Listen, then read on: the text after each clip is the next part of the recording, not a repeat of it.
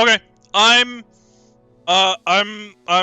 super deep into spoiler week for Legends of Runeterra for Path of Champions.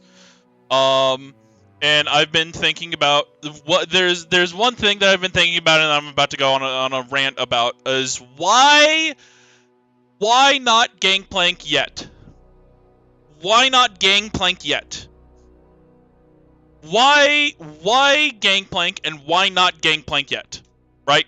Why do I even like Gangplank? I think my personal reason for liking Gangplank is it kind of goes back to all the way back to the beta of Path of Champions. It was Lab of Legends, the Saltwater Scourge, which was like the Giga Alpha, right? Or like beta for Path of Champions, right? I played that a couple times. I did like 3 or so runs or something like that, and then I didn't do it anymore. And they had like different, I think they had like different card backs available at the time if you completed it with like different champions and whatnot. Either way, Gangplank, they had one adventure. The adventure was called the Saltwater Scourge.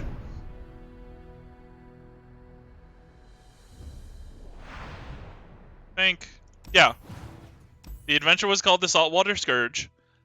I think it was differently comprised. I think the map was different, and the layout of the nodes was different.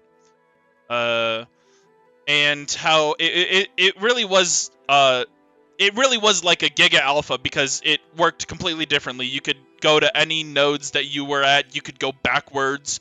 You weren't locked into a specific route like you are now. Which I remember thinking at the time, I'm like, oh, this is different from what Slay the Spire does. This is because Slay the Spire, you can only go up, right? You can't go back. But the Giga Alpha allowed you to do that. The Saltwater Scourge Giga Alpha allowed you to do that.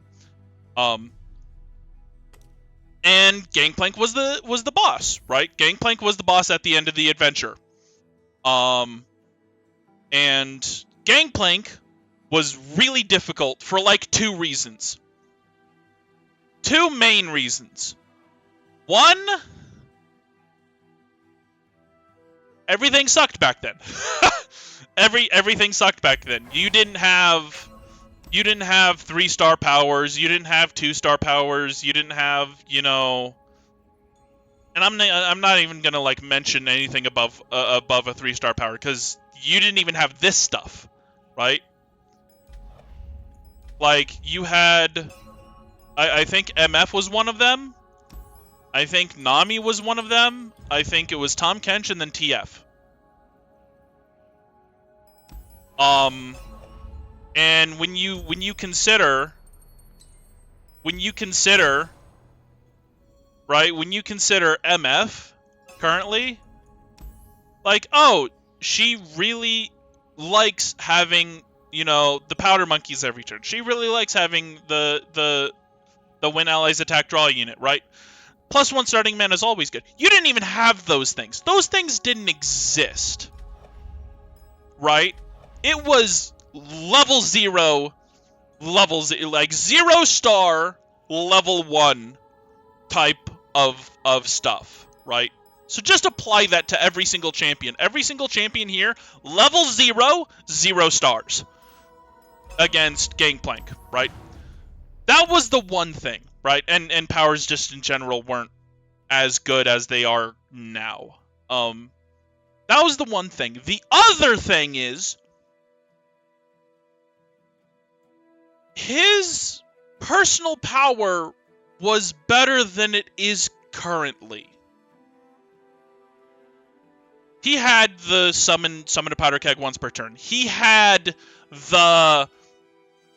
when his health drops to 15 or below,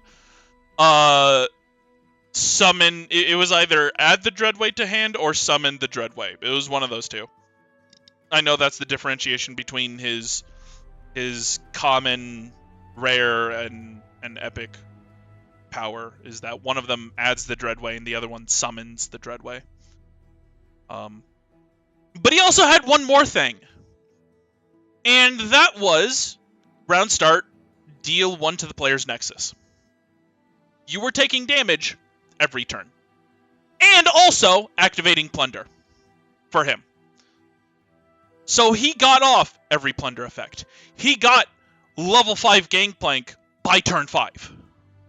Right? Really strong, really powerful when you are as naked as you were. Right? And so he was really difficult. He had 40 health.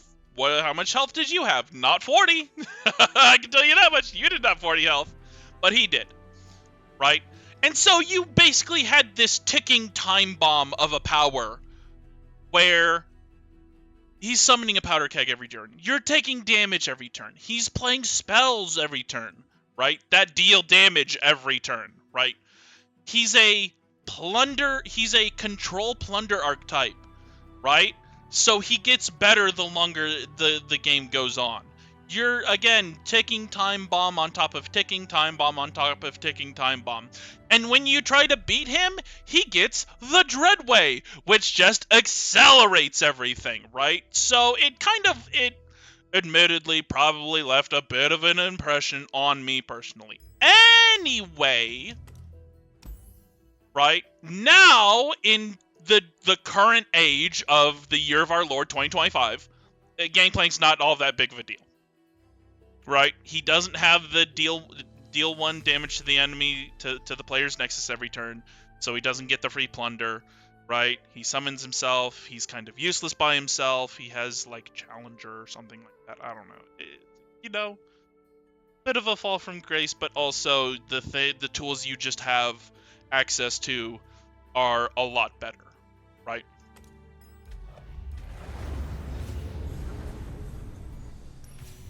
But what does that have to do with anything? Well, like, how do we... I'm thinking, and this could be the most useless theory crafting video, like the majority of theory crafting done online, right?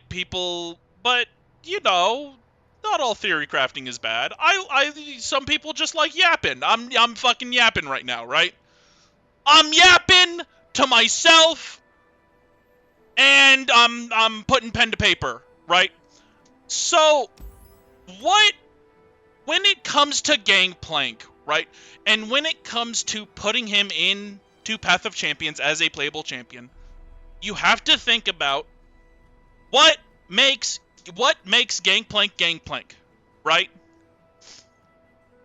This comes up every time you look at a champion, right? What is the difference, right, when you have a deck in PvP, right? You don't have to, you don't kind of, sort of, but not really have to think about the differences between champions, right? Sure, you want to differentiate the champions, but Lurk exists, right? There's only ever 2 champions you are ever playing in Lurk. And that's Pyke, and that's Rek'Sai. And you will only ever play those 2 champions. Right? Same thing with Deep. You will only ever play 2 champions in Deep. And it's Nautilus and Maokai. Right? And the thing about Deep is Maokai's just there as a nice little security blanket. That's all Maokai does. Maokai is a security blanket for if your sea monsters can't completely take control of a game once you go deep, well, you can just play Maokai and put the opponent on a timer, right? And then they came out with what is that card? What is that card? It's all cards. Yeah, then they came out with this. So then all you need to do is play Maokai and Water Your Grave in the same turn and you win.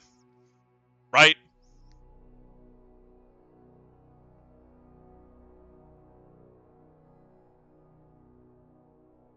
But like the idea is the same, right? When you have, you know, you have, you know, Pike, right? He's the one lurk champ, and then you have Rek'Sai. Rek'Sai's the other lurk champ. You will only ever have Pike and Rek'Sai in the same deck. If one of them's gone, they're both gone. In PvP. That doesn't directly translate to PvE. Another example would be, what, Ahri and Cannon? Right? I think that would be another example. That, like, you're only ever running Ahri with Cannon. You can't have one without the other. That's how the archetype works. But when you... that doesn't directly translate to Path of Champions. Right? It just doesn't. It doesn't.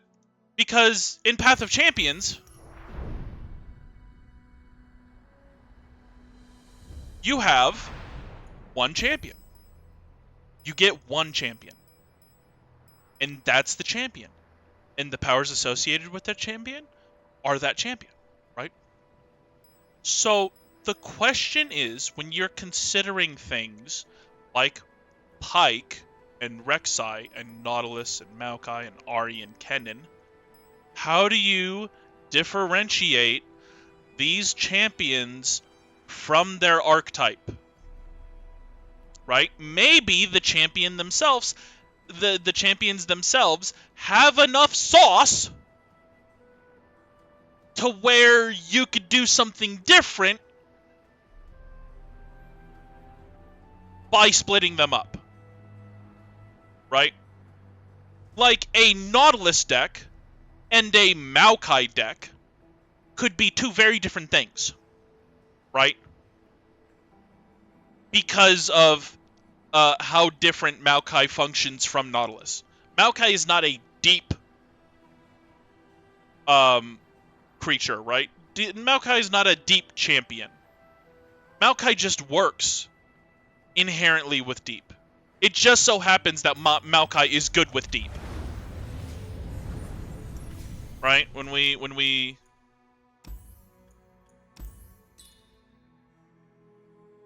see Maokai, he just so happens to work very well with deep, right? Each round, the first time you summon another ally, toss 2 and summon a sapling, right?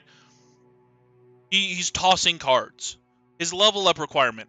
Oh, your units have died, or your cards have been tossed 25 times. You're going to be doing a lot of that in a Nautilus deck. Toss Maokai in, why not? Right? Right? And then he has this condition, he has this level up condition, right? Of, you know, this, right? That's why Maokai works in deep. However, if you were to make a Maokai specific deck, you could make one that is completely devoid of deep. Right? In Path of Champions. I think that could happen. However, I don't think they're going to touch Maokai for a while. Well, let's be honest. I think Maokai is like at the same level of like Katarina, where it's like, how do we make this interesting when he just wins? Very long level up condition. As soon as he levels up, he wins. How do you get that to work in Path of Champions and be interesting? I don't know, man. You got me. But we're not here talking about Maokai, right? Right? What is the difference between Ahri and Cannon? Right? Cannon is slightly different than Ahri, right? Maybe Cannon, right? Maybe well, like Ahri in Path of Champions has all these different stats, right? She recalls units, right? And then the units that get recalled, they keep all of their permanent bonuses, and then you summon them again, which gives them more permanent bonuses, and everything is nice and hunky-dory, right? They get spirit and so on and so forth. So you're constantly recalling your guys, and getting them bigger and bigger and bigger and bigger, right? Well, how do you differentiate Cannon from that, right? Because he has to work within the same recall archetype.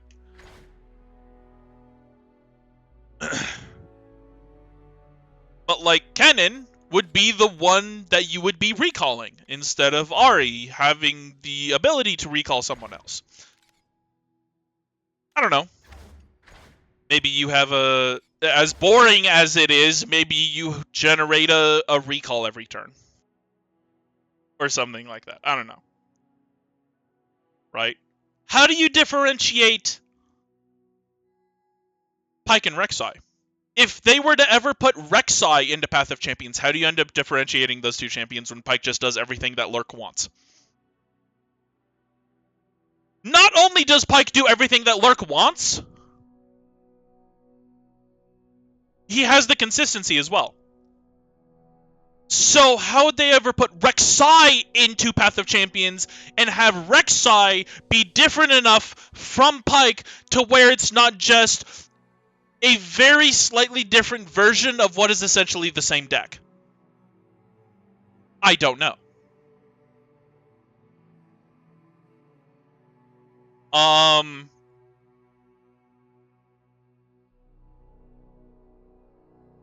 And so the reason why I'm bringing all this up is that when I think of Gangplank, right, and I think of his archetype, who is the first comparison that you have to make when considering putting Gangplank into Path of Champions?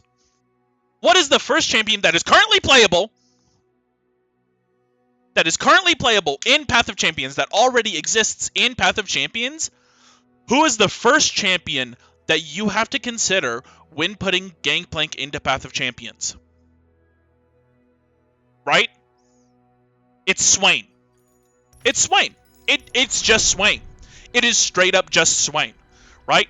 Not only is it Swain, not only is it just Swain, right? Swain just so happens to be the best champion in Path of Champions currently.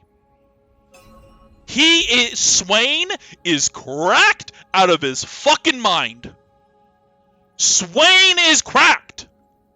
He is disgustingly OP. He has infinite scaling, right?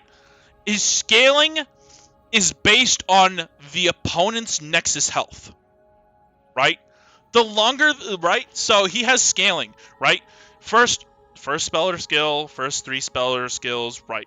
Okay, each run. Deal an extra damage for each 5 health the enemy nexus is missing. Great. You need something to activate that, right? Okay, that's what collateral damage is for. When a unit dies, deal 1 to the enemy nexus. This doesn't have to... It can be your unit. It can be the opponent's unit. Any unit dies, deal 1 to the enemy nexus. It's literally Parrrley, but like on everything. On everything. On everything. Literally everything. It is the direct opposite of Nautilus's personal power in his 2-star adventure, where when something dies, he heals 1 day, he take damage instead, right?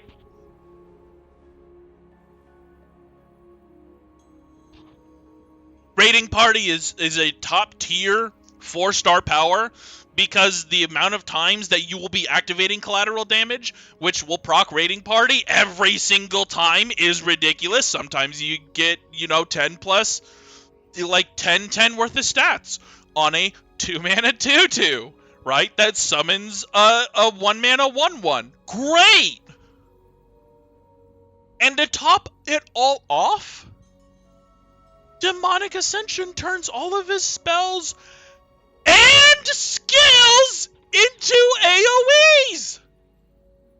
To understand how cracked Demonic Ascension is, we need to look at Swain's personal deck, starting deck. That's all you need to look at. Here is a spell that exists. 1 mana, fast, deal 4 to a unit if it's damaged or stunned. You can only deal the damage to that unit if it is damaged or stunned already. He has 2 stuns here, right? Death's Hand. There are ways to deal damage. Great, wonderful. The damage that is dealt to that unit is dependent on it being damaged or stunned. The damage that Demonic Ascension deals to all of the other units is not dependent on whether they are damaged or stunned. See what I get? See what I'm getting at here? 1 mana, deal 4 to everything as long as you have 1 trigger for Ravenous Flock.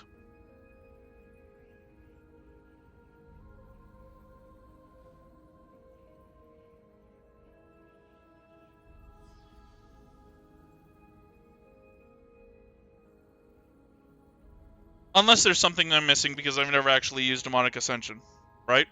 I guess I could Google that. I guess I could Google that to see if that's true or not. Right? I don't know why it wouldn't be true, though.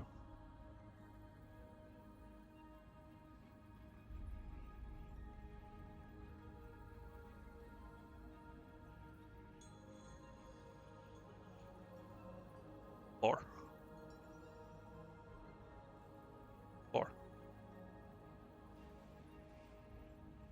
Right? I don't see why it wouldn't be the case.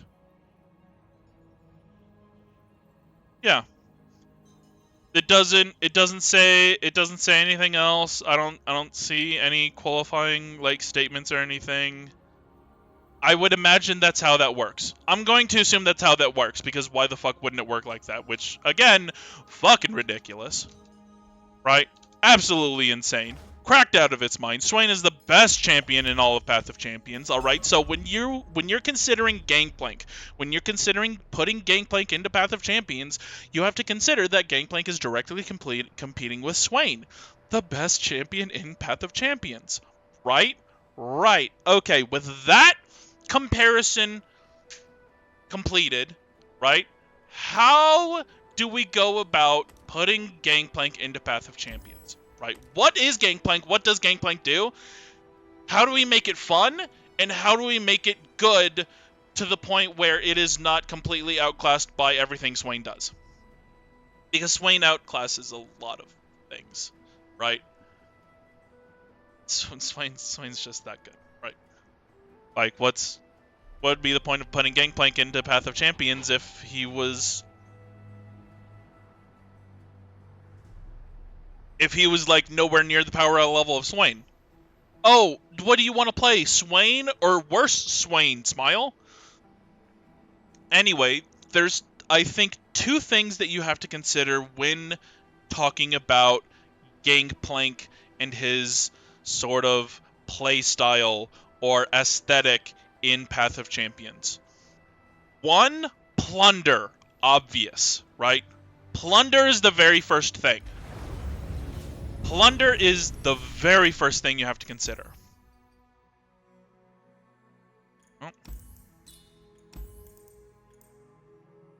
Eternal. There we go. Plunder is the very first thing you have to think about. Right? Because he's the plunder champion. He's one of 2 plunder champions. Right? He levels up off of plunder. Makes sense. What's the other thing? Powder kegs. Also makes sense.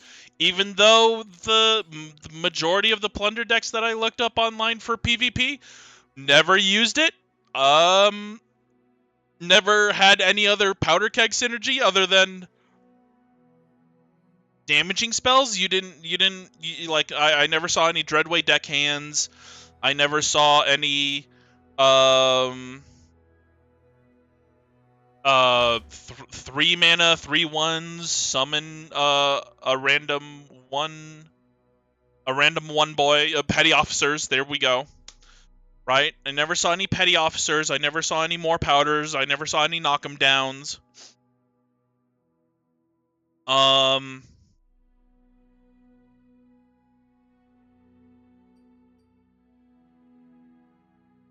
So when considering, right? So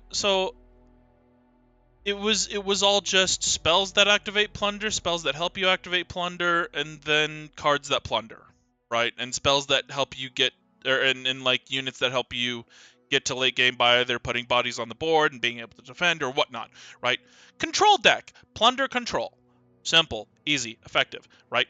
But Those are the two things that I think need to be core to Gangplank in Path of Champions. Plunder and powder kegs. Now, there's a reason why powder kegs didn't really exist in PvP. That's because powder kegs suck. Powder kegs fucking suck. They're bad. They're immobile and they're 1 health and they can be challenged, right? Maybe if they did something where it was like, oh, the powder keg gains +1 health, for each stack of powder keg it has, right? And any damage it takes reduces the amount of stacks by the damage it takes instead, right? Maybe if they did something like that. But they didn't, probably because it would be way too damn hard to code that into the game. Fair enough. Powder kegs suck.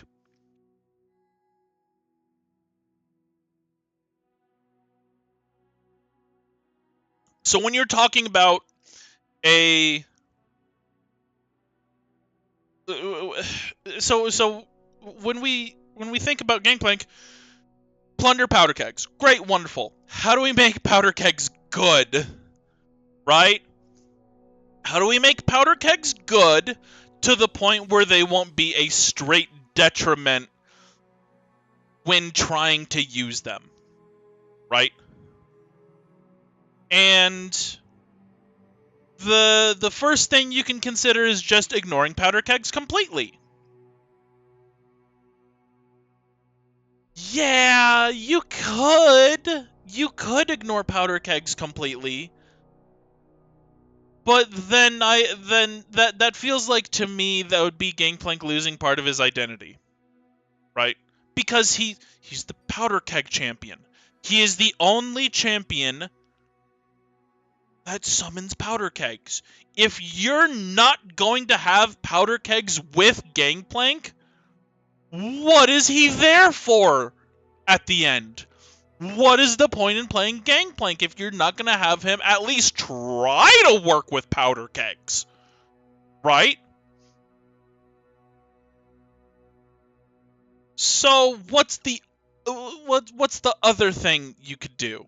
Right? Well, let's try to make powder kegs better. How do we make powder kegs better? Right? And how does it tie into plunder? Right? So I guess we could start off with like a cursory glance at like everything that Gangplank wants. Gangplank wants plunder, Gangplank wants spells, and Gangplank wants powder kegs. Right? Spells that deal damage, right? And Gangplank wants powder kegs. So, how do you incorporate that into Path of Champions? Well, you could do the really easy thing of each turn the enemy takes 1 damage to their nexus. That's a little boring, right? That's really boring. That completely removes an entire mechanic from existing, right? It would be the same thing as having Nautilus's starting deck only have 2 copies of each card instead of 3 like they did, right? Oh, you're deep on turn 1. Great! Right, so we don't want to do that. We don't want to trivialize the kind of sort of mini game that Plunder has, right? So we can't do that, right? We need to give the player ways to activate Plunder while not directly forcing them or like making it too easy for them, right? So that idea's kind of gone, right? What? And I guess we could start off with a starting deck, right? I don't know how they end up designing these things. Maybe they start off with a starting deck. Maybe they start off with the powers. We'll go with the powers. We'll consider some powers, and then we'll consider a starting deck. Right? So what would be a really simple, easy starting power? Round start, summon a powder keg. There you go. You did it. Thumbs up. Good job. Round start, summon a powder keg. Easy peasy, right? Really, really simple, easy starting power.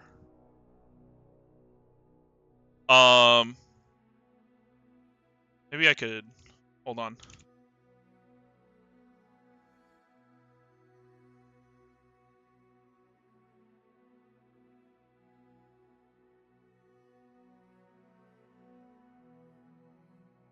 Fuck, how am I gonna do this?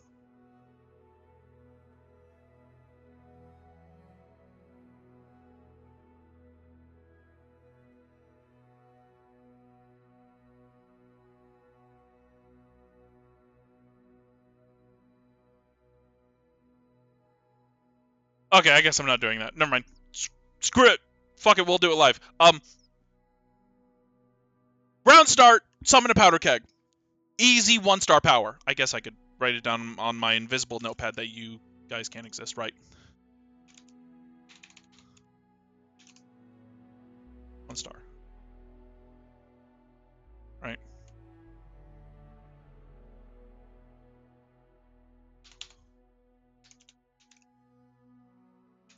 One star. Round start. Summon a powder keg. Great. Simple, easy 1-star. Simple, easy 1-star power. Super simple, super easy. Works with Gangplank, right? Right. Not that difficult. Right. How do we go from there? Well, what would we want to use with those powder kegs, right? Okay, so maybe he's the powder keg champion, right? So we kind of want damaging spells. What spells would work with Gangplank, right? Maybe warning shot, right? Warning shot, cool spell, right? Maybe a Parrrley. Maybe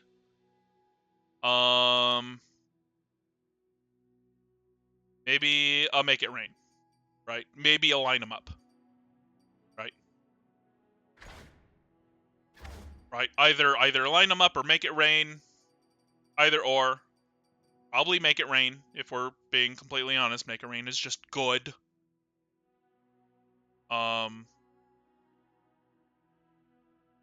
Despite it being more of a misfortune associated card, it's still very much you run make it rain in Gangplank decks. Right? What like 3 of these 4 spells. I'm gonna take the line of ups out. So like warning shot, Parrrley, make it rain as like a baseline. Right? To work with the powder kegs. Sure. Sure, great, wonderful.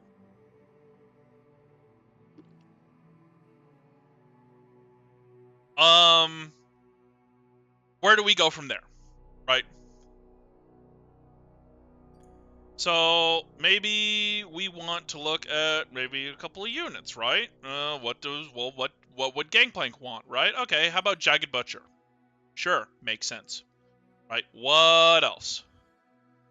What else? What are we looking at? Right? Maybe Black Market Merchant.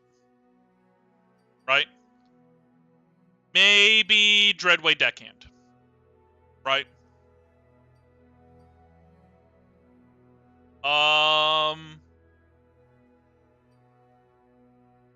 What? Why not Warfrat? Bet.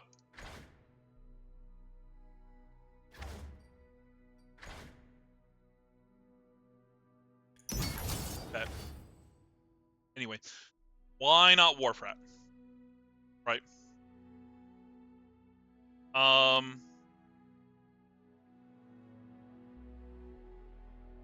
Maybe not the Warfrat. Maybe not the Warfrat. We don't need the Warfrat. Right? Petty Officer. Sure.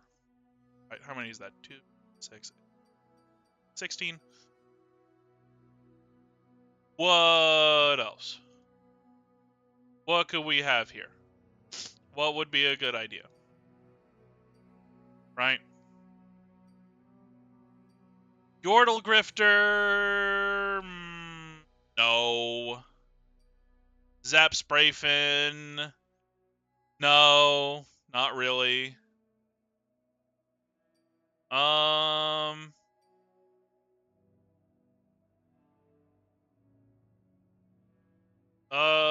Ruined Rex? No. Citrus Courier. Citrus Courier. Why not Citrus Courier, right? He's a plunder. He's a plunder boy. Why not Citrus Courier? And maybe right, maybe like trade out this guy for like maybe a 4 something. Inferna? Maybe Inferna? Maybe Inferna, right? Possibly Inferna. Kinda give it a slightly better curve. Right?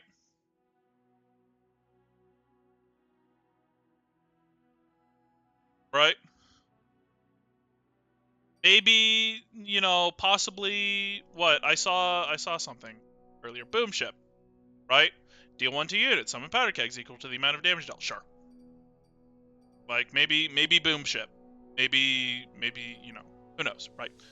So we have like we have a basic starting deck here, give or take a pair of cards. Right? Or like yeah. Like a very basic starting deck +2. So when you're comparing Gangplank to Swain, what does Swain do? Swain does everything with spells. Everything. Noxus damage spells. Burst speed. Right? All of his units are dealing damage no matter what. They die, they deal damage. They live, they deal damage. Right? But Swain specifically has that infinite scaling, so to speak. Pseudo-infinite scaling, right? Same thing with, like, Nautilus. Same thing with Pike.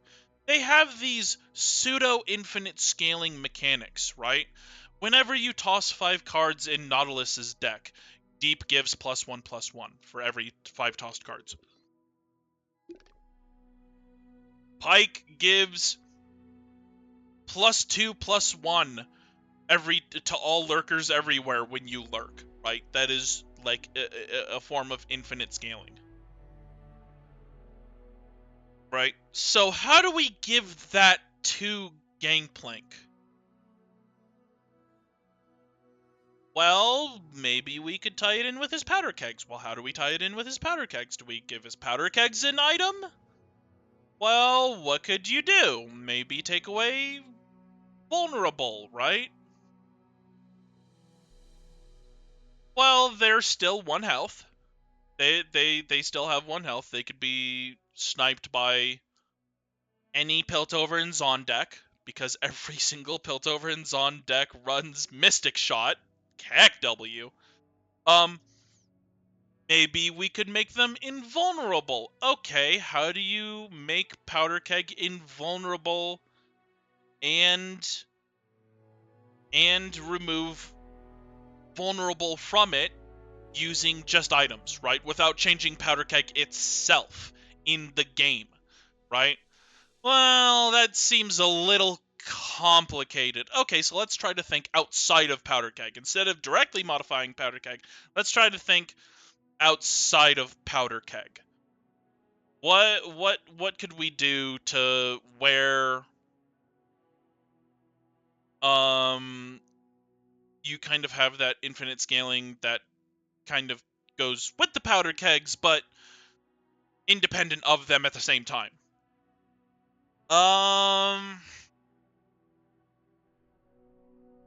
What if we had a thing, right? What if we had a thing that for every powder keg you detonate, right? What if for every powder keg you detonate, your spells and skills gain 1 damage? Right? That could work. Yeah, so, okay. Turn 1, powder keg, right? Turn 1, summon a powder keg. You play Parrrley. You detonate the powder keg. The Parrrley deals 2 damage, right? Maybe you kill something, and then it deals 2 damage to the enemy nexus, activating Plunder. Great, wonderful. Right? Your spells now have +1 damage for the entire rest of the game because you detonated a powder keg, right? Okay, turn 2 happens. You summon another powder keg. You don't do anything with it. Turn 3 happens. You summon you summon a third powder keg. Right now you have 2. Now you have a stack of 2 powder kegs on the field. Right? Maybe they target it with a Mystic Shot. You have Warning Shot in hand. You just drew the Warning Shot. I'm going to play Warning Shot. You play Warning Shot. It detonates the 2 powder kegs. Right? The Warning Shot had +1 damage. Right? And then it detonates the powder kegs, and it deals 4 damage to the enemy nexus. Now, because you've detonated a total of 3 powder kegs, because the first powder keg of 1, and the second powder keg, which was a stack of 2, you've detonated 3 powder kegs, all your skills and spells deal 3 damage. Deal 3 extra damage. Right?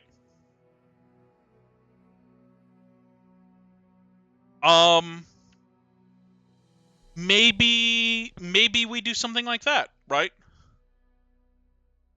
It sounds ridiculous. Yeah, I'll admit that. That sounds ridiculous. Right? That sounds pretty ridiculous, I'll admit.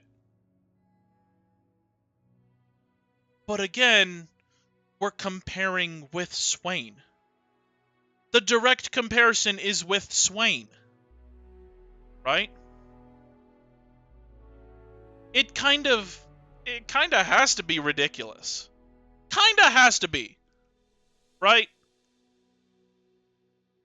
So let's put that to paper right now, right? 3 star. 3 star. Round start. Summon a powder keg.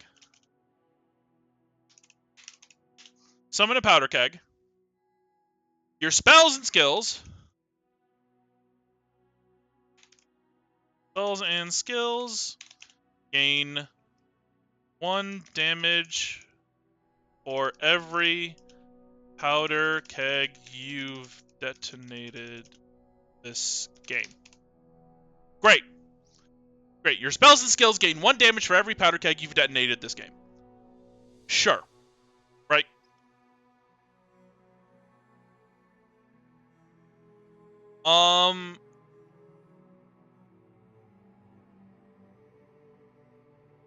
And when I say detonated, I mean you have to blow them up yourself. If you have like a stack of 4 powder kegs, and that gets challenged by the enemy and destroyed by the enemy in an attack, those don't count because you didn't detonate them yourself.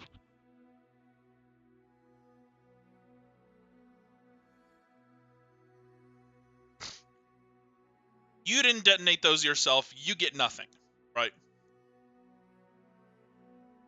Which means, right? So say this is the power, right? That exists. We'll just go with it.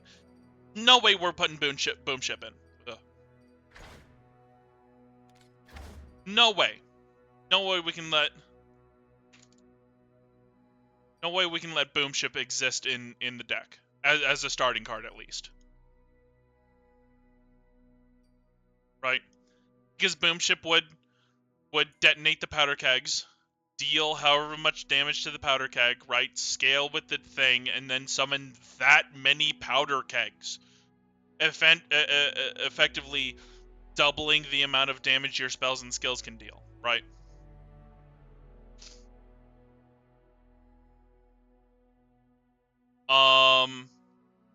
Ain't no way we can put that in the starting deck here. Maybe this is an okay starting deck, right? Maybe you do something with this. But anyway, right? So where do we go from here? We have powder kegs, right? We have spells to activate the powder kegs. We have a bit of plunder, right? We have bilge water, right? Well, okay, how can we expand this? What can we do, right? What other things is kind of synonymous with plunder and Gangplank, right? Right. Powderful explosion, deal 1 to all enemies. Nexus, right? Right. Well, the one thing I think of, and I could look at League of Legends for this, is that, well, what about Cannon Barrage? Where's Cannon Barrage? What is Cannon Barrage associated with?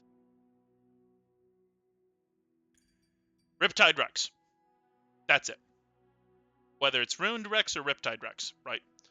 You have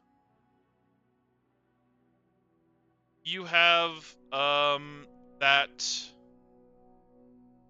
You have the Riptide battery, right, as a relic.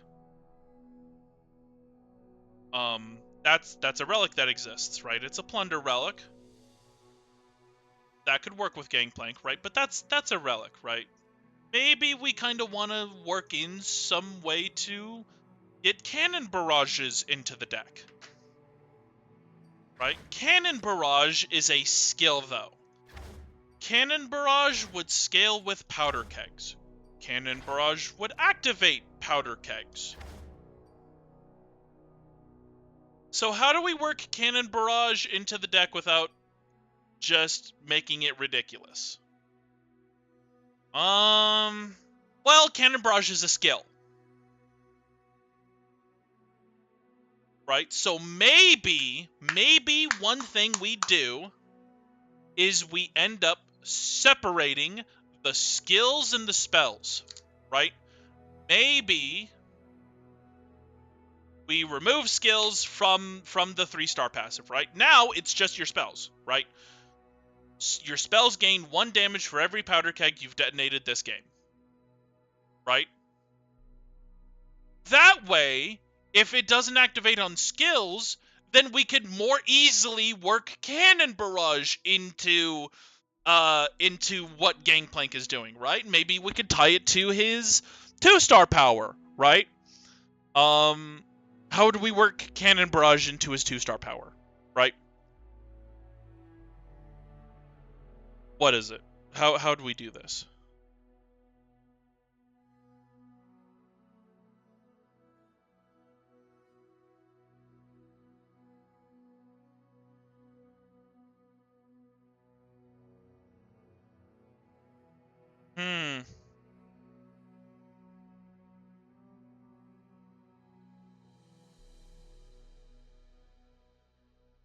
So here's an idea. Maybe we tie it to spell activation. Right? Every time you activate a spell, cast Cannon Barrage.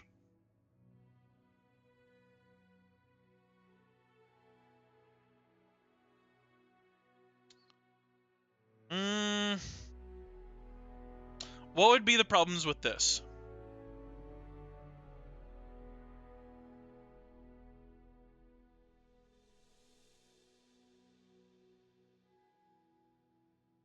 I'm thinking it's a skill. If you play a burst speed spell like Warning Shot, would Cannon Barrage activate at burst speed? Considering it's a skill. That would be a little weird, wouldn't it? Right?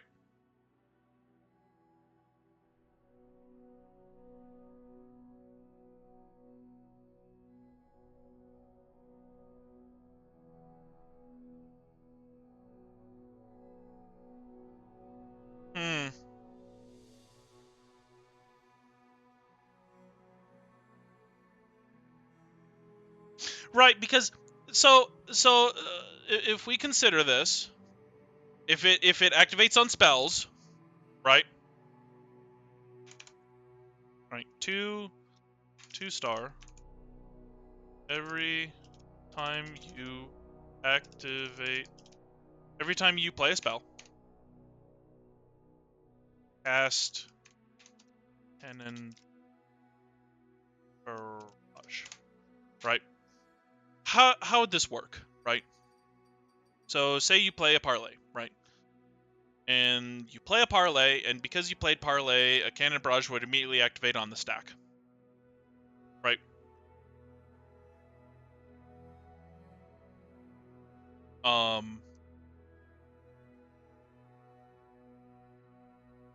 What is the problem with that? Well, how do you get it to work with focus or burst spells?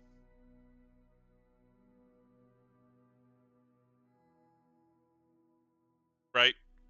That's the consideration.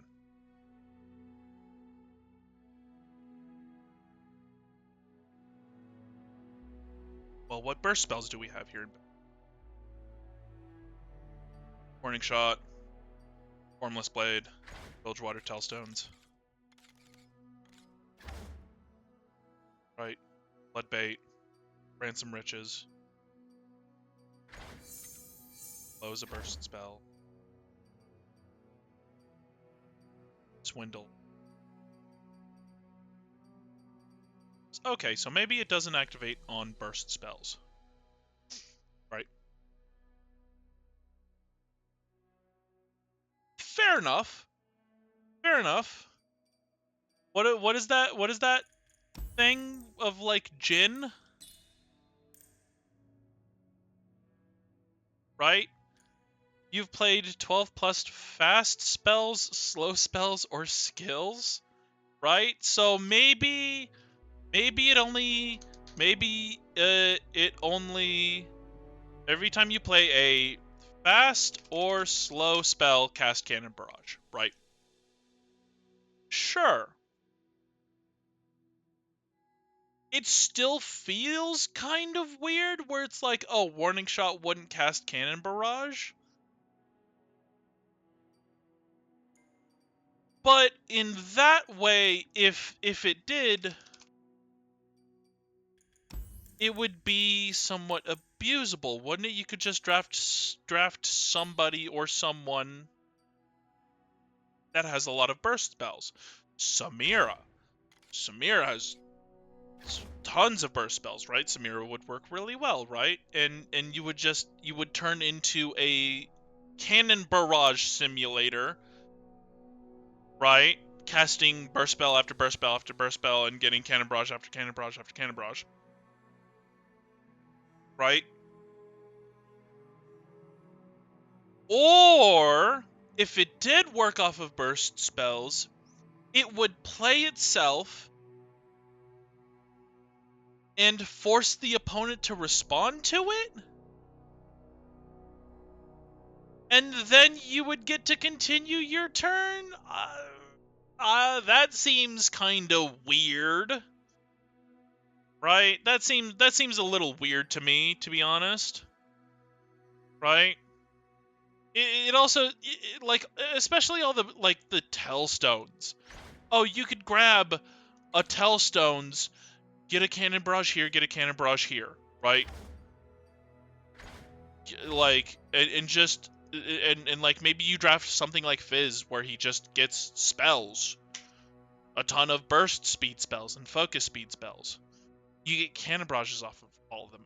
That doesn't seem right.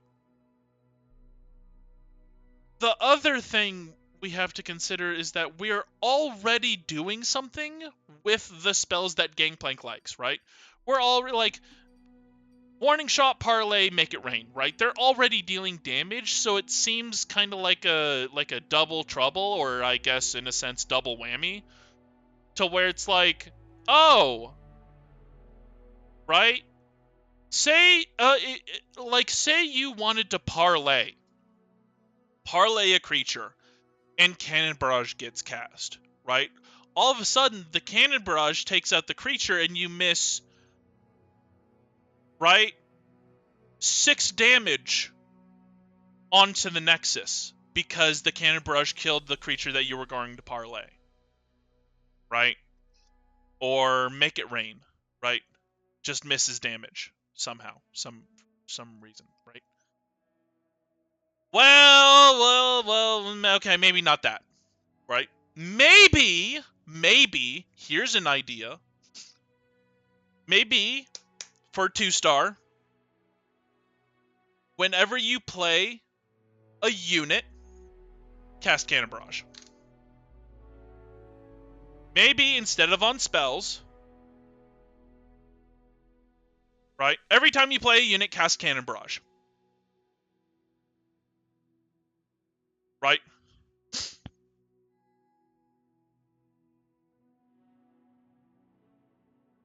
Not summon. I don't think summoning would be a very good idea, but playing a unit would be fine. Right? What's the difference between summoning a unit and playing a unit? Well, right?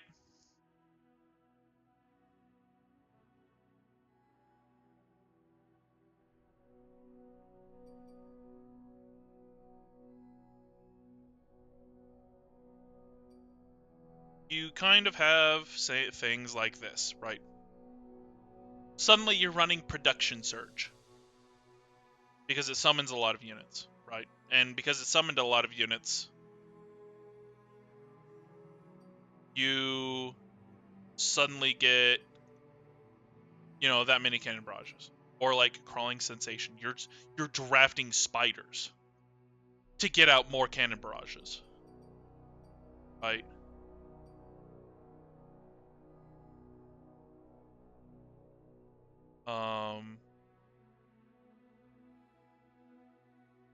So on and so forth. Maybe it could be summon. Right? The consideration could be made. Play/summon. Question mark. Question mark. Right? Either or, right? When you play or summon a unit, right? Oh, and then like yeah. Maybe like Double Trouble, right? It would work off of Double Trouble. You summoned 2 units. And then you get 2 Cannon Barrages.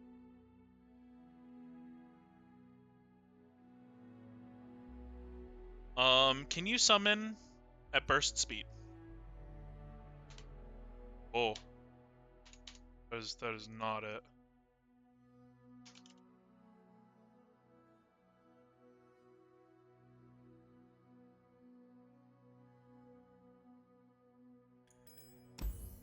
Is there a thing? Spells.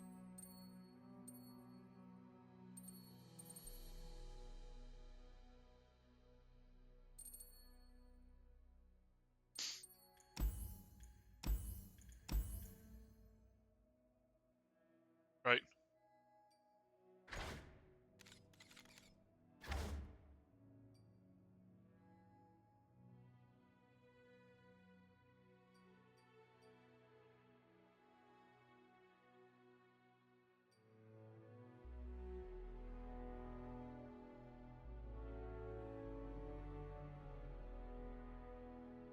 Yeah. I'm thinking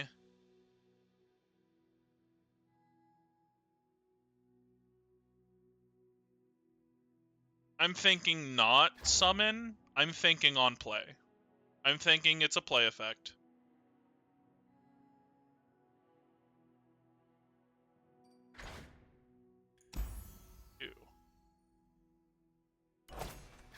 I'm thinking as a play effect, it would be fine.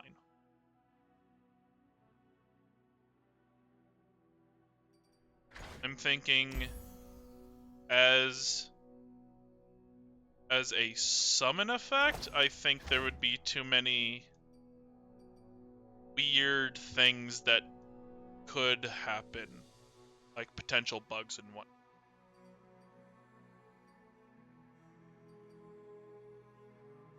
That could happen, right?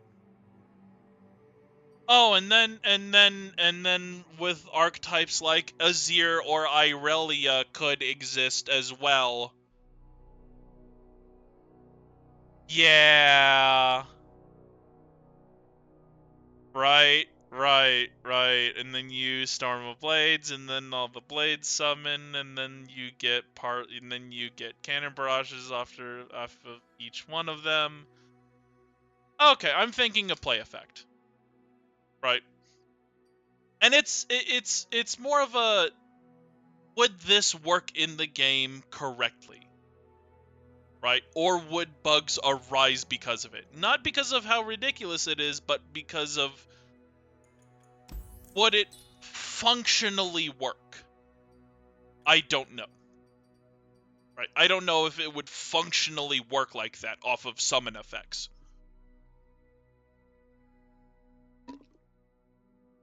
Right? So we're going to keep it to play right now. Right?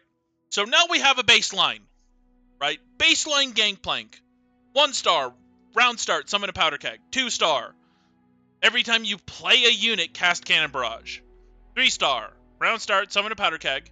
Your spells gain 1 damage for every powder keg you've detonated this game.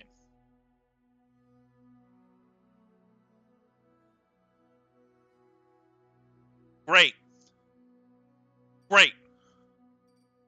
Right? We have the baseline.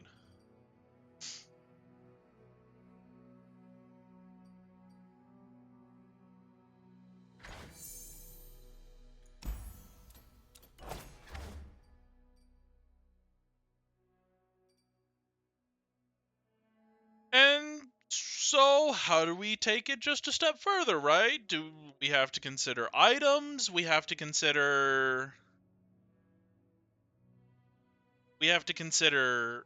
like, additional powers. What would a 4-star power be? What would a 6-star power be? Things like that. Maybe just as, like, a thing, a 6-star power could be, on attack, cast Cannon Barrage, equal to the amount of turns or rounds you've dealt damage to the enemy nexus. Right? Maybe that could be a thing. Right? And you know, eventually that turns into, like, friggin' kind of crazy. Kind of like a craziness. Right? Maybe that turns into a thing.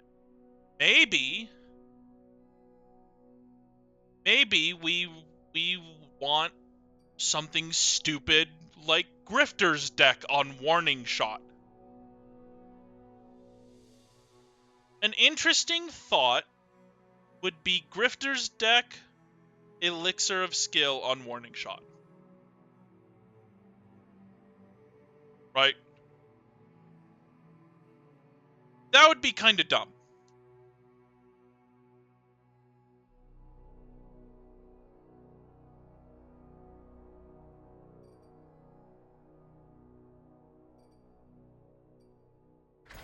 Right? Maybe... What does Swain have? Right, let's look at Swain real quick.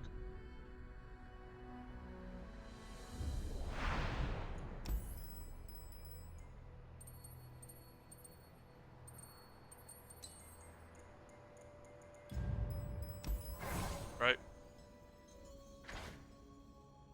Shadow Totem, right? Mana Potion, Elixir of Skill on Death's Hand, right?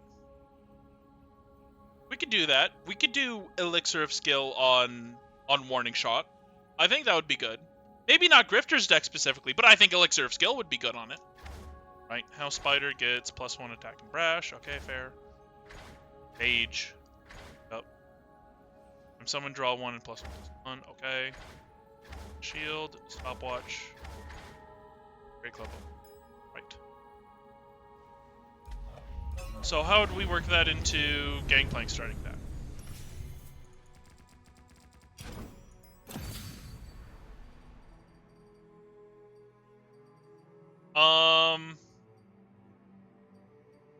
probably just give Parrrley Stopwatch. Yeah. Give Parrrley Stopwatch.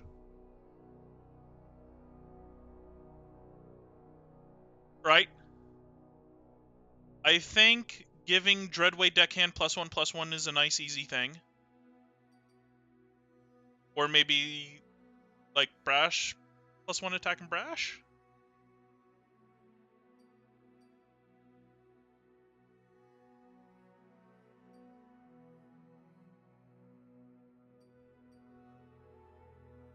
It would get two items. What would we want 2 items on?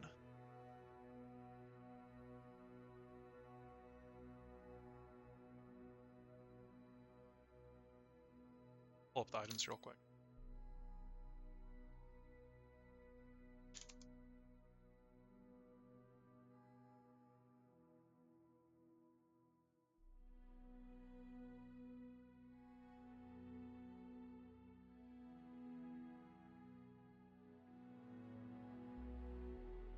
Unit items, spell items.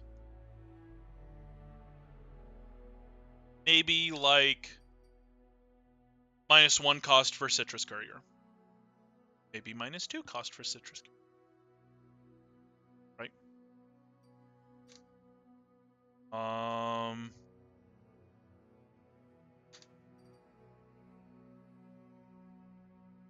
Chain vest for Jagged Butcher? Maybe.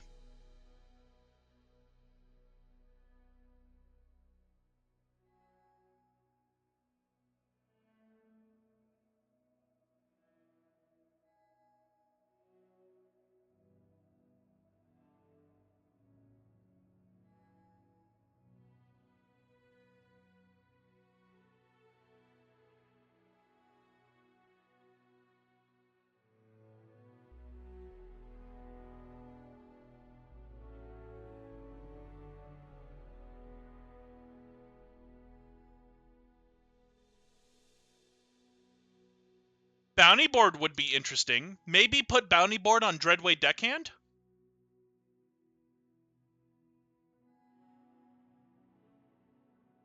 Right? Maybe give it what? +1/+1 in bounty in bounty board?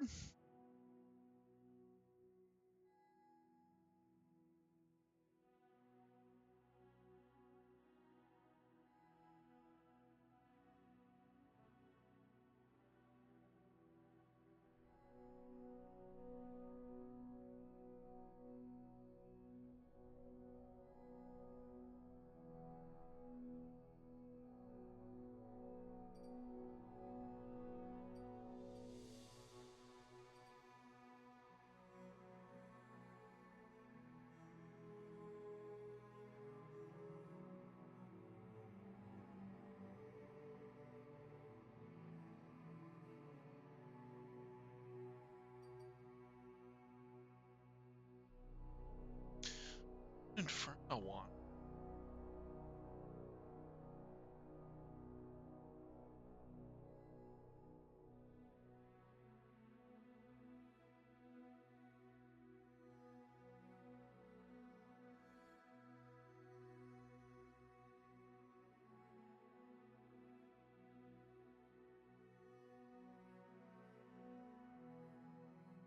Crystal Carrier?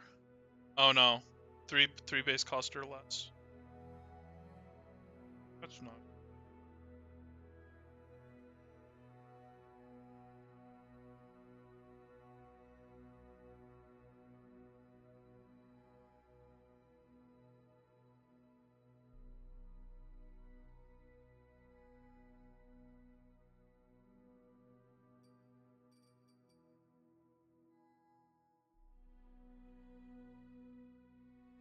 Would a Phage just work here on Inferna?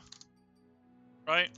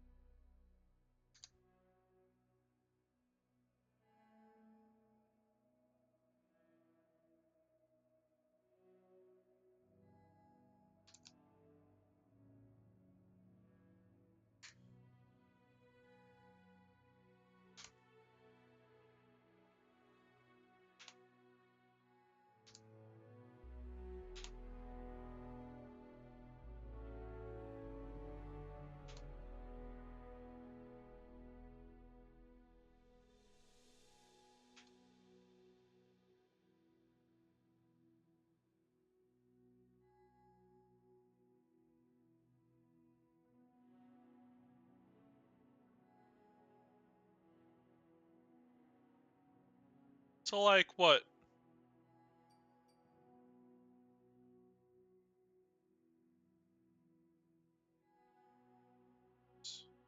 Comment. Elixir of skill. So, like, what? Elixir of skill for warning shot.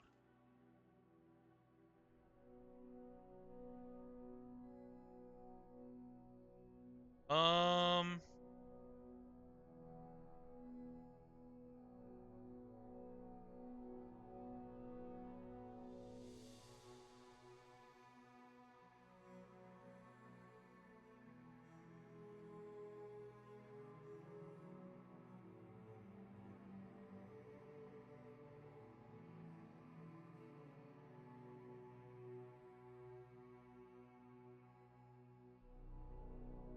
Mm,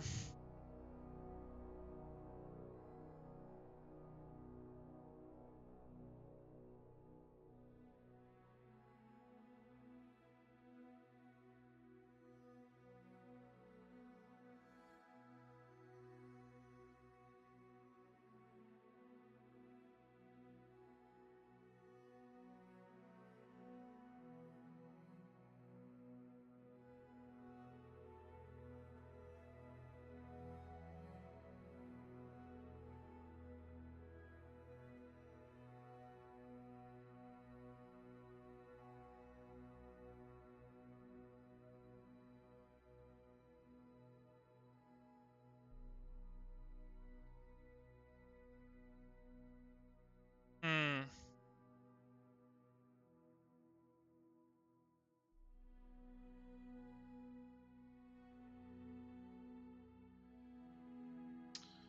What else?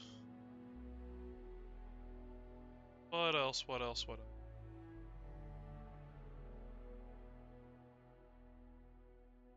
Oh, yeah. Stopwatch on Parrrley, right?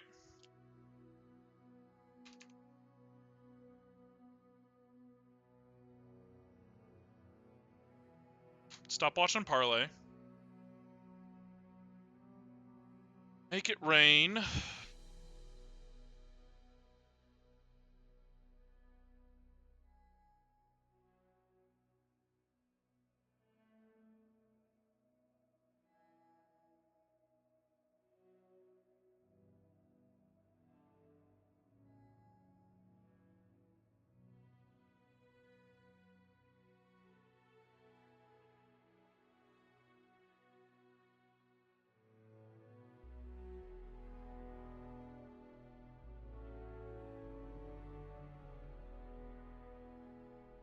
Um...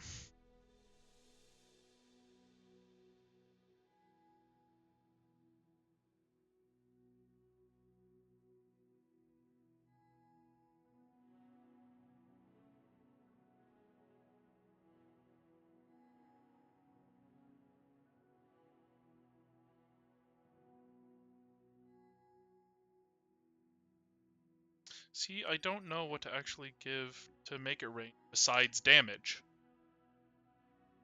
Right? It's weird. But we want to avoid damage because the spells will be scaling with damage anyway.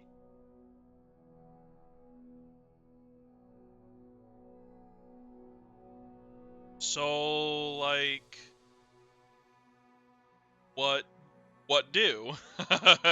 You know?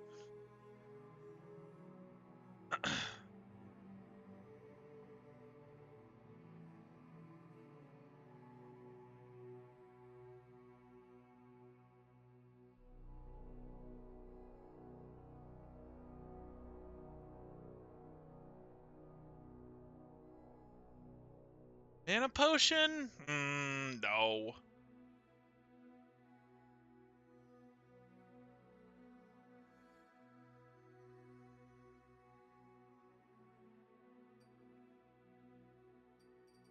Thing is, right, Gangplank also turns into Parrrley, right?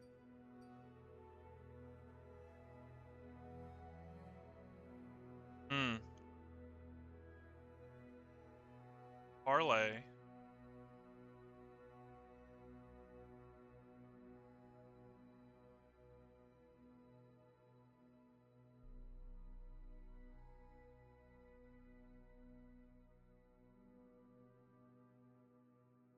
Hextech Fabricator 2?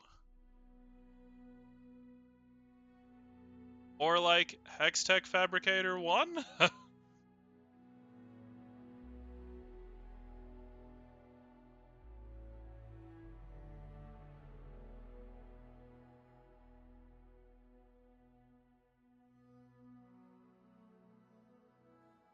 You really could do anything with these.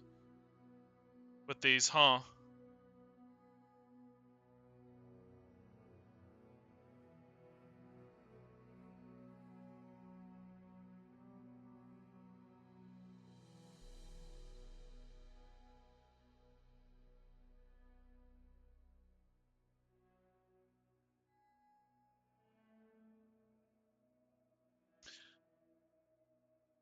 Uh...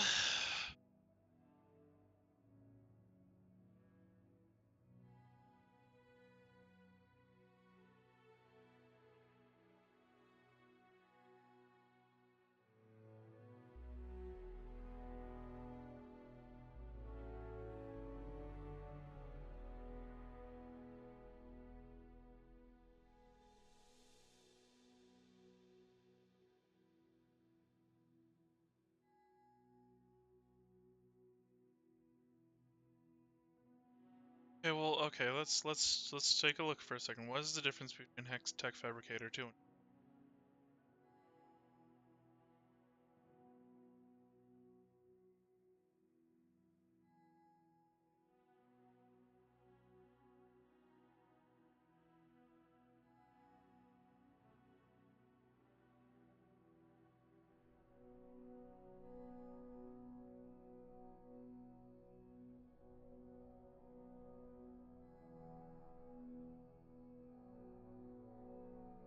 No, I don't think. Hextech Fabricator 1, though, could probably be it.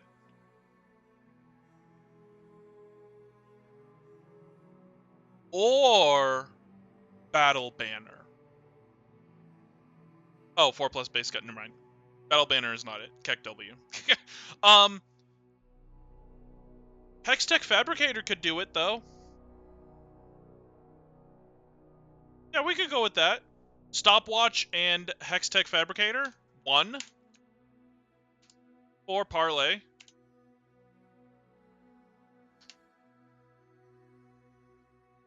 And then Make It Rain could have Poros next. Smile.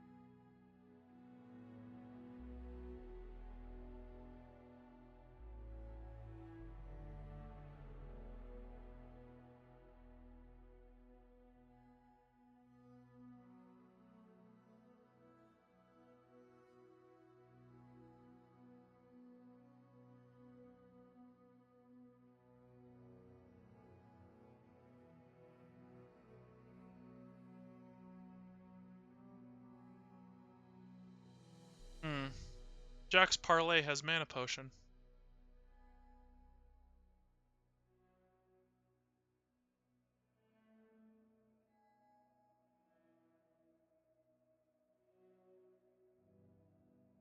Could we do Mana Potion on Make It Rain?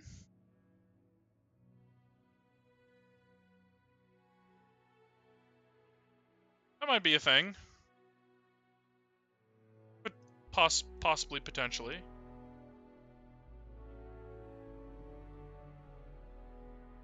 Right? Warning Shot draws a card. Parrrley is at burst speed. And buffs your units. Make It Rain. Summoning Beat. Summoning Beat. either Summoning Beacon or what is it?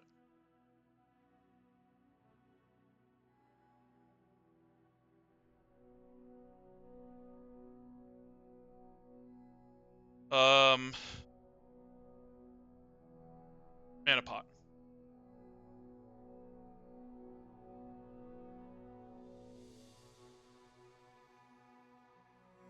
I'm feeling more Summoning Beacon.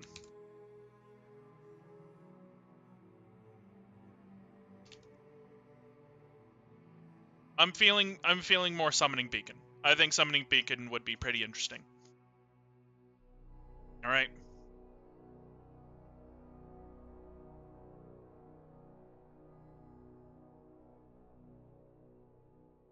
Jagged Butcher, I feel, is an easy fearsome. Either fearsome or brash. Jagged Butcher sounds like an easy fearsome or brash. Yeah.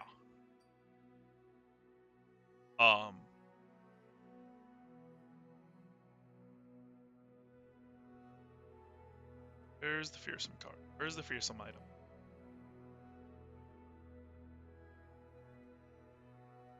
Yep, Serrated Dirk or Brash. But Brash gives +1 attack.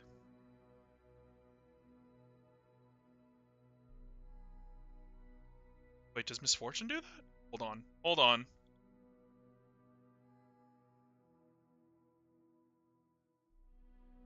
Misfortune already does that. Serrated Dirk, Studded Leather, Jagged Butcher. Well, shit.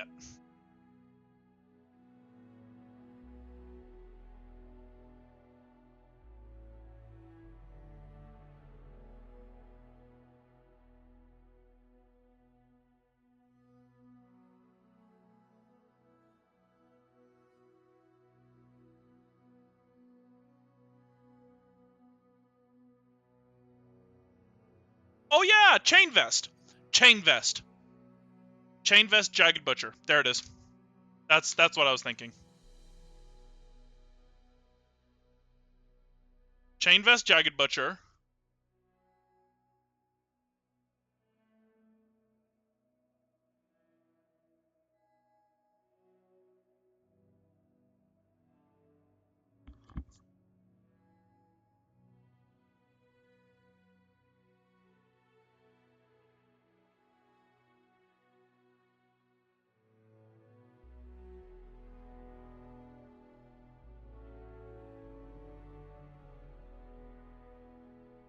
Chain Vest, Jagged Butcher. What else?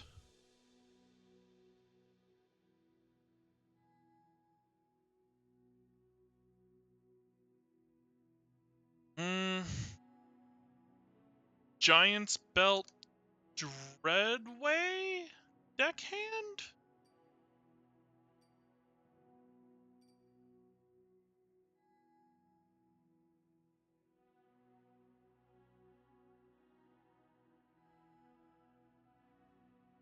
Philosopher Stone. Could be Philosopher Stone. Right?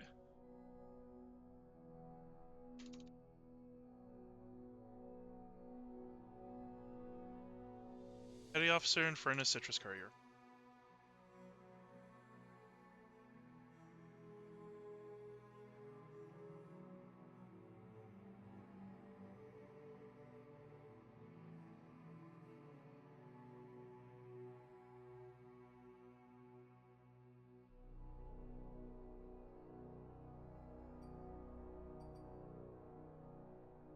Plays in your Nexus 3. Sir.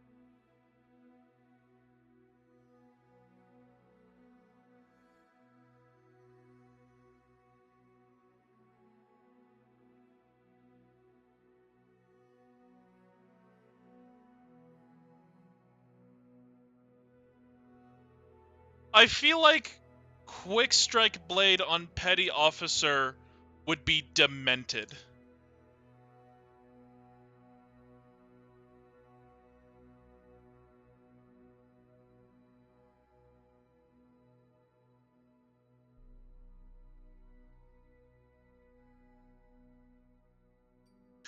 Oh, wait.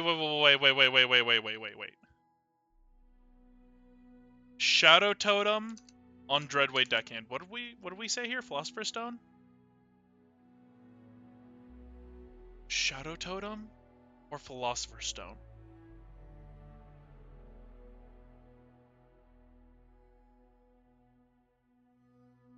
Both? That would be crazy. Maybe both. I feel like Quickstrike Blade would be absolutely demented on Petty Officer. Because you could play Petty Officer, summon a powder keg.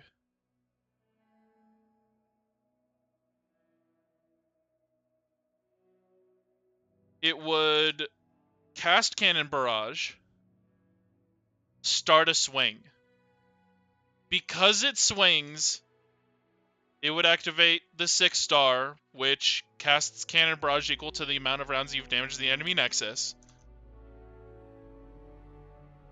All off of playing Petty Officer. That sounds demented.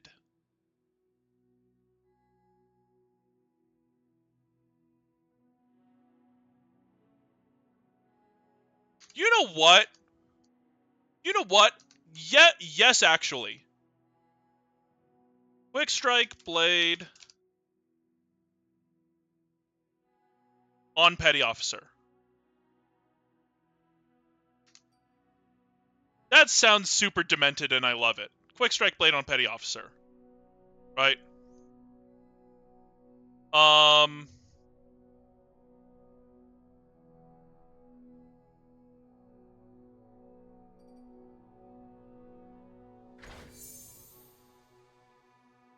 Colossal Hammer for Inferna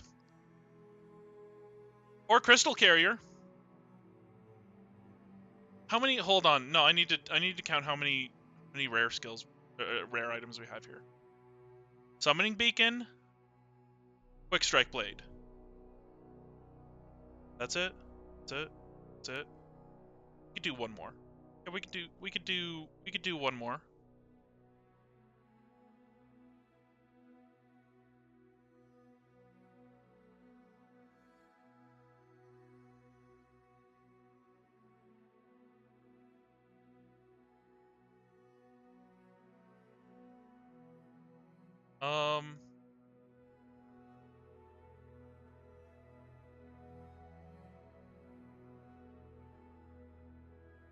What, Shadow Totem on Dreadway Deckhand?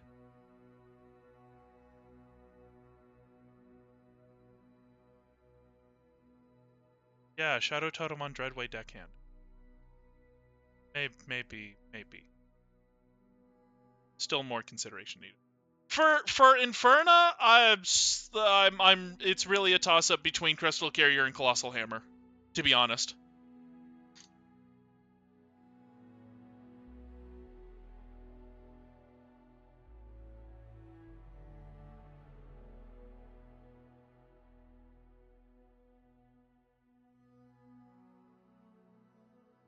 What do we have here? Surf Skill, Chain Vest, Philosopher's Stone, Summoning. You know what? Colossal Hammer.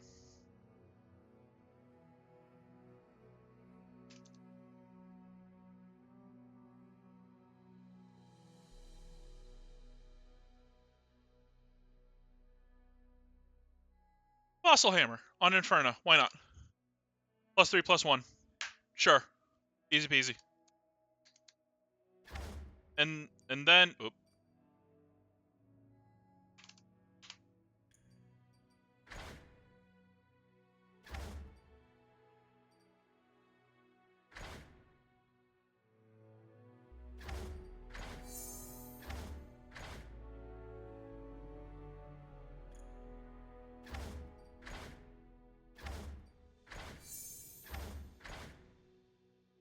Anyway,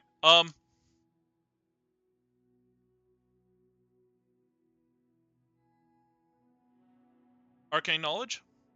Ancient Coin? Coral Crush? What are we thinking here? Dragon Leather? Smile?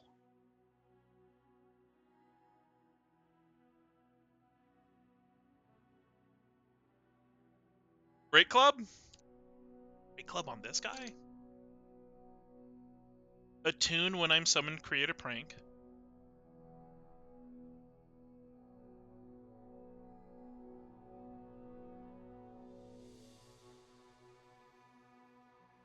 Skirmisher Saber. Yeah. I'm feeling Skirmisher Saber.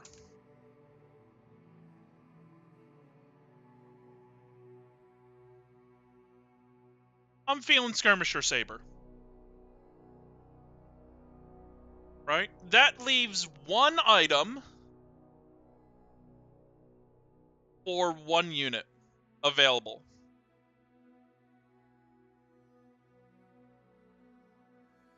Quickstrike Blade, Colossal Hammer, Dreadway, Philosopher Stone.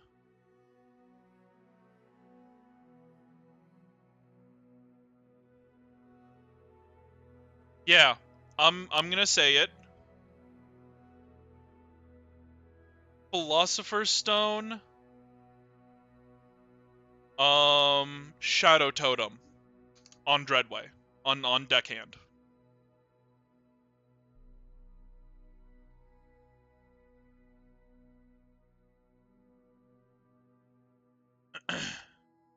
Yeah.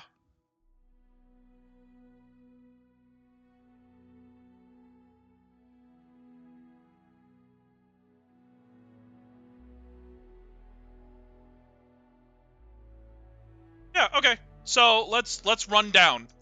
Let's run down all the items that I've kind of conjured up for this imaginary starting deck for Gangplank. Warning Shot has oof. There we go. Warning Shot has Elixir of Skill. Draw one card. Jagged Butcher has Chain Vest, gain tough. Parrrley has both Stopwatch and Hextech Fabricator 1. Stopwatch turns it into a burst speed spell.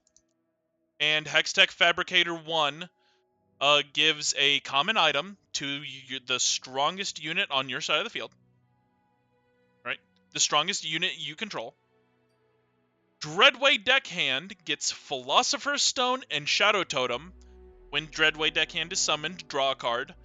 Play, summon an exact ephemeral copy of me. So when you play Dreadway Deckhand, you would get a Dreadway Deckhand. You would get an ephemeral Dreadway Deckhand. You would summon 2 Powder Kegs, and you would draw 2 cards. Make It Rain would get Summoning Beacon. Summon a follower that costs the same as my cost. So Make It Rain would summon a 2-cost follower. Random 2-cost follower. Petty Officer gets Quickstrike Blade because I'm demented like that. I'm kind of stupid like that. That would be so dumb, and it would be great to see. That would be so stupid and wonderful to see. When combined with like all the other theory crafted ideas I have here, that would be so dumb. Inferna gets Colossal Hammer because yes.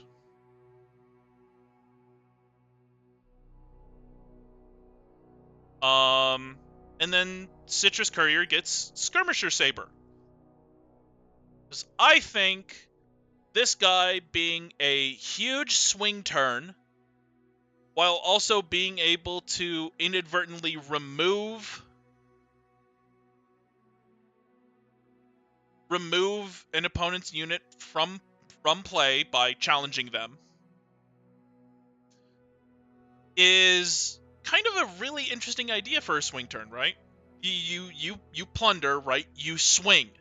You have plunder. You play Citrus Courier, right? You play Citrus Courier.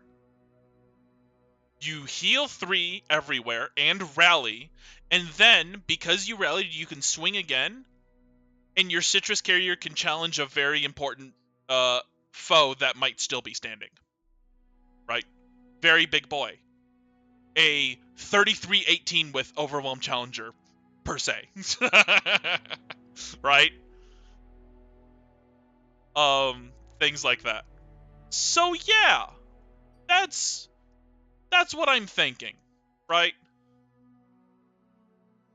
As in terms of what a 4-star power would be, it would be really easy to just be a potato and go, raiding party. But I don't know about that. What would be? I mean, raiding party would be great, but like,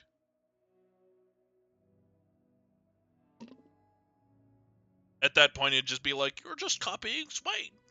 W. Right?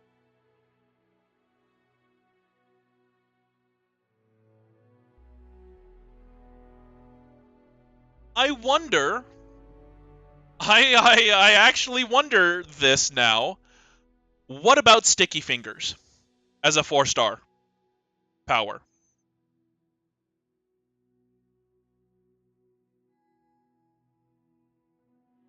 What about Sticky Fingers?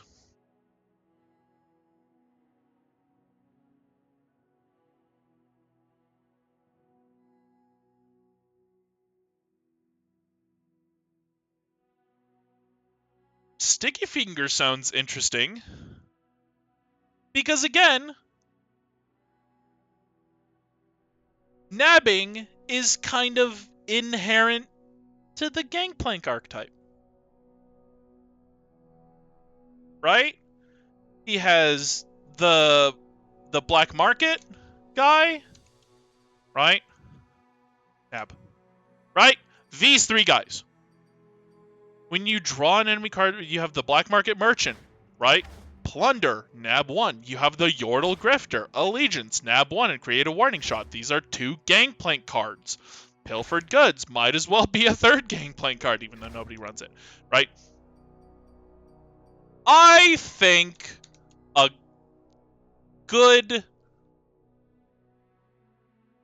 yeah, nab 1. Yep, Sticky Fingers as a 4-star.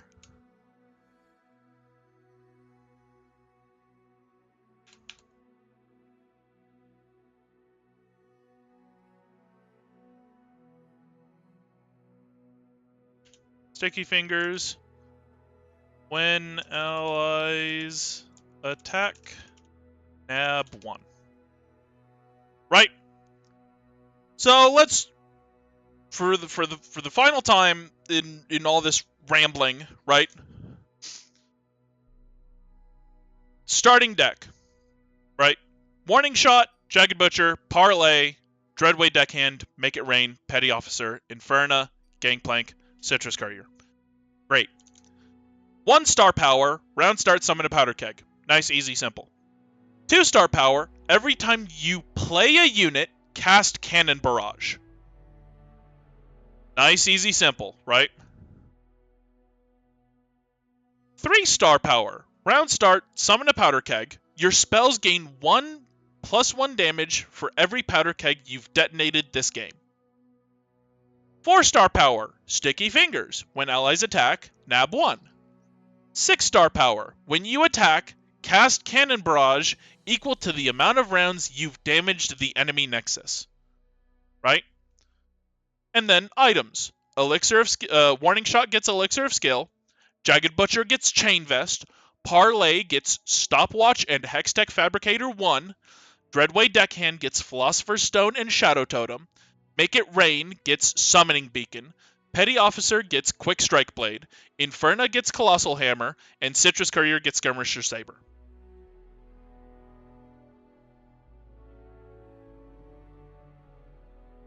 I think this is decent. I think this is an okay start. I'm fine with this start. I'm okay with this, right? There's probably maybe, you know, some things are like a little bit ham-fisted, right? Like the 6-star power. Eventually just like getting to a point where you eventually get to a point where it's possible where you just fill the board with cannon barrages, right? And eventually that might lead to a problem where, oh, the opponent can't react to it because there is no space for them to place down spells. I don't know if that's a thing that happened or not, but it might be. That could possibly be a thing that exists, right? But again, if you're reaching that part and neither of you has died, what is happening? Right? You reach the point in a Path of Champions fight where you are filling the board with cannon barrages to the point where neither person can respond to said cannon barrages with spells because the queue is full upon attack. What is happening to make that exist, right?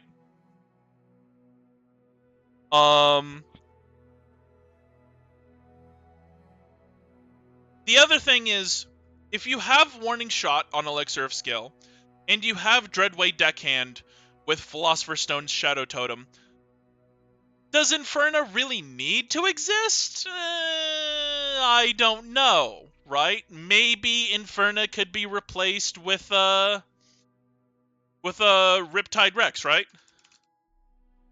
Right? Maybe Inferna could be replaced with Riptide Rex. Maybe Riptide Rex could be, you know, -2 mana, right? At that point, right? Because you have draw here, you have draw here, and you have draw here, right? Do you need Inferna? Maybe not, right? Different things to consider, right? But in terms of like just randomly theory crafting, I had fun, right? I like it. And there's just, again, it's me rambling for how long? How long are we at now? 1 hour 44 minutes. I'm very good at my job. Whatever. It's going up anyway. Fuck it, we ball. We do it live. With all this rambling aside, if you watched my video and you ended up enjoying it, I really appreciate it. Thank you. That's it. That'll be it. Goodbye. Bye-bye.